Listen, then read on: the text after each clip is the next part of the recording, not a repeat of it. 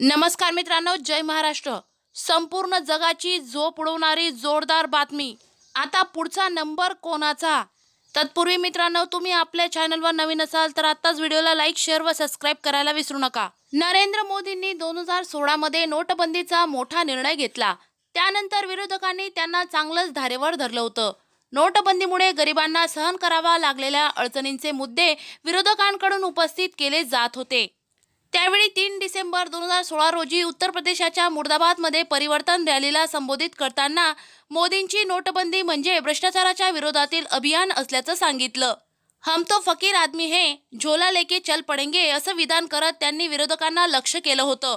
मी देशसेवा करतोय आणि त्यासाठी कोणतीही किंमत मोजण्यास तयार आहे असा संदेश मोदींनी त्यावेळी दिला होता. परंतु केंद्रात नरेंद्र मोदीच्या नेतृत्वाखालील भाजप सरकार सत्तेत आल्यापासून पक्षानं एक वेगळीच परंपरा विकसित केली आहे. वयाची 75 ओलांडल्यानंतर नेते निवृत्त होतात. पक्षाचे अनेक माजी खासदार राज्यपालांना याच कारणामुळे पक्षानं ना तिकीट दिलं, ना निवडणुकीत उभं केलं आणि ना त्यांचा कार्यकाळ वाढवला. त्या अनुषंगाने पाहिलं तर येत्या 17 सप्टेंबरला पंतप्रधान मोदी 75 वर्षाचे होणार आहेत.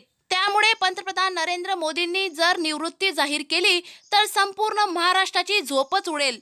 माननीय नरेंद्र मोदी नंतर आता पुढचा नंबर कोणाचा हा प्रश्न पडला आहे.